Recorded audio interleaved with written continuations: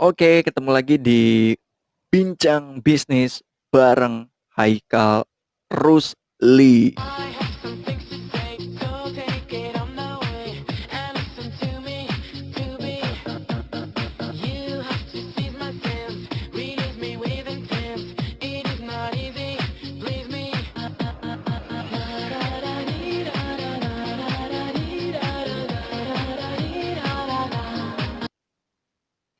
Oke, tepuk tangan yang luar biasa untuk kita semuanya.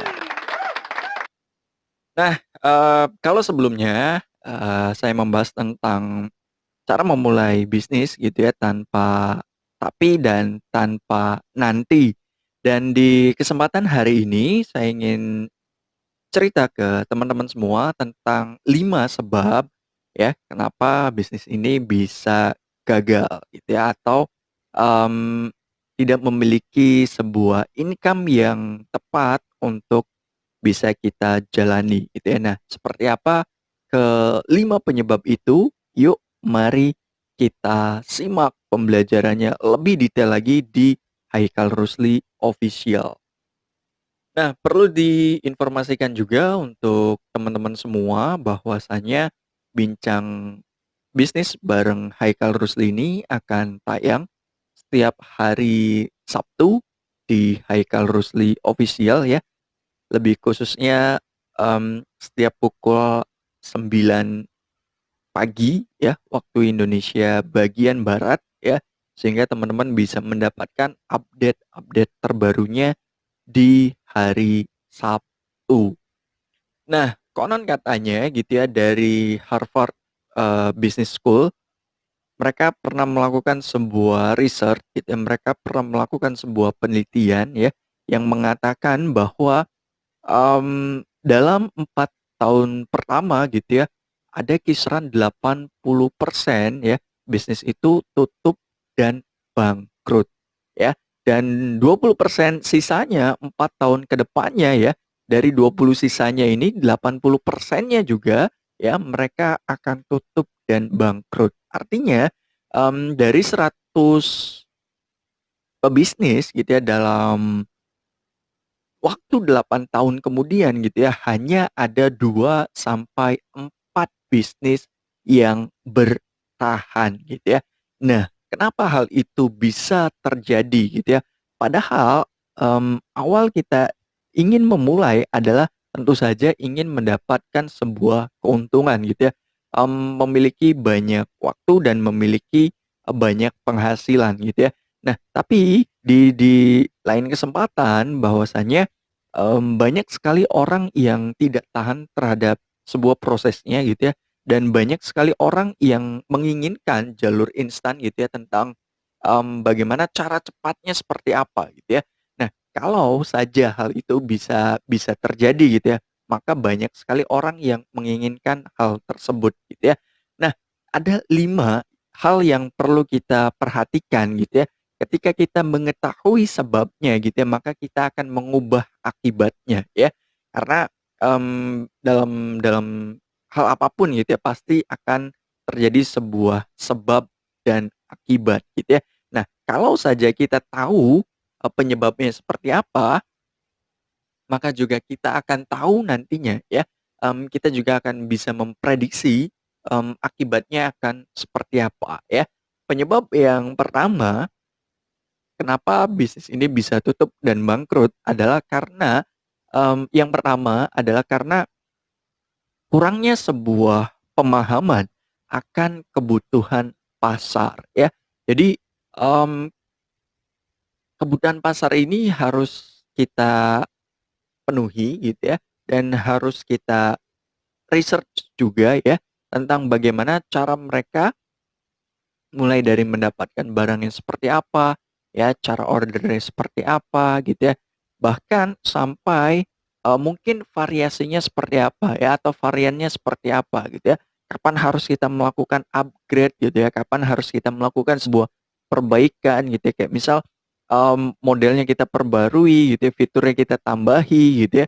Sehingga, kita bisa memahami tentang kebutuhan pasar gitu ya, dan apa yang menjadi kebutuhan customer kita gitu ya, dan di situ, nantinya kita akan memiliki, pangsa pasar baru gitu ya. Dan kalau kita sudah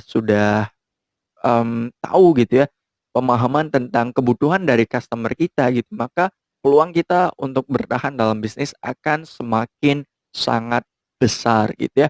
Dan yang kedua adalah yang perlu kita ketahui, untuk penyebabnya adalah kita harus bisa atau harus dapat mengendalikan ya arus arus keuangannya gitu ya, agar tidak terjadi sebuah kekosongan gitu ya, agar masih memiliki surplusnya gitu ya, agar, mmm, pembukuan yang kita lakukan ini, bisa berjalan dengan sangat baik gitu ya. Karena percuma juga gitu ya kalau penjualannya tinggi ya, kalau omsetnya bagus, tapi justru, profit atau laba bersih yang diraihnya ya, sampai minus gitu ya. Nah, ini juga sangat kurang baik gitu ya. Lebih baik masih, eee apa namanya, lebih baik ketika kita bisa mengatur surplusnya lebih tinggi lagi gitu ya, agar tidak terlalu jomplang gitu ya antara omset dengan profit atau laba bersihnya gitu ya. Nah, kemudian penyebab yang ketiga adalah, kurangnya ya sebuah kerjasama yang baik gitu ya, kepada tim yang ada gitu ya. Nah, ini juga banyak sekali, mmm, banyak sekali yang bisa banyak sekali yang dijumpai tentang hal yang seperti ini gitu ya, tentang, bagaimana kerjasamanya tidak berjalan dengan baik gitu ya, mulai dari, komunikasinya yang kurang tepat gitu ya, mulai dari penyampaiannya yang kurang tepat, atau mungkin bisa jadi instruksi kerjanya yang tidak baik gitu ya, bisa jadi instruksi kerjanya yang kurang bagus gitu ya, bisa jadi, si orang yang ada di dalamnya tidak memahami instruksi kerja yang ada di dalam bisnis tersebut gitu ya. Nah, kemudian penyebab yang keempat adalah, mmm, boleh jadi gitu ya, baik itu kita sebagai seorang pimpinan pimpinan perusahaannya ataupun sebagai seorang leader-nya gitu ya, banyak yang sering terjadi ya tentang keliru, mengambil sebuah keputusan gitu ya yang mengakibatkan akan berdampak buruk, terhadap bisnis atau usaha yang kita jalani ya. Dan kemudian, penyebab yang kelima adalah, bisa juga ya kita memiliki sebuah keraguan-raguan ya, saat mengubah konsepnya gitu ya.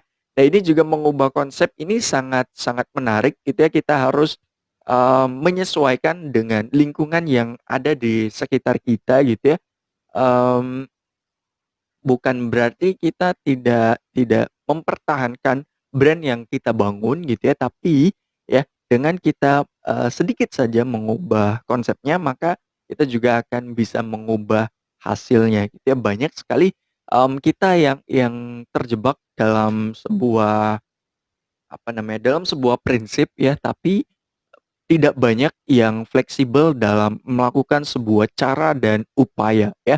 Yang baik adalah boleh jadi ya, kita bisa tegas dalam prinsip, tapi yang perlu diingat, yang perlu diperhatikan adalah kita harus fleksibel dalam cara ya.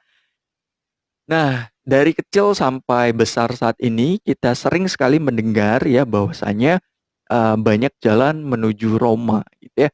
Banyak jalan juga untuk menuju agar bisnis kita bisa tumbuh dan berkembang ya. Oleh karenanya, karena banyak jalan inilah gitu ya, kita boleh tegas dalam prinsip, tapi yang perlu diperhatikan adalah kita harus fleksibel dalam cara ya. Dan ingat juga ya, kita, belajar dari sebuah ketidakberhasilan atau dari sebuah kegagalan ya, bukan bukan justru membuat kita berhenti ya, bukan justru membuat kita stop sampai di situ, bukan berarti kita harus, mmm, menyerah sampai di situ gitu ya. Tapi perlu kita ketahui bersama bahwa di dunia ini banyak sekali orang yang, mmm,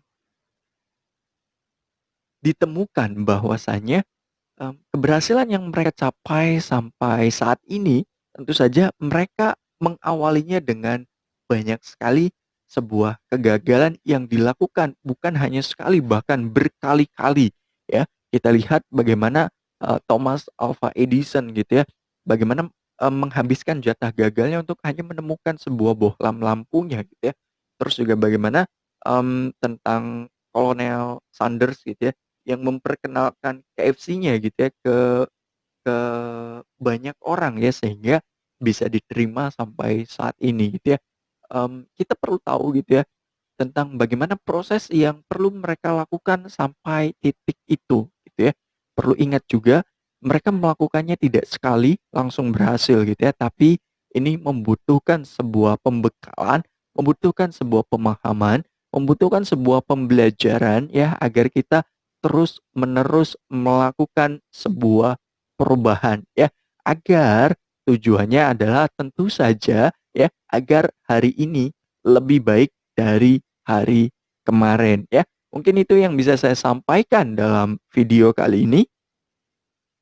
Terima kasih. Nama saya Haikal Rusli. Sampai jumpa di video berikutnya. Make more time.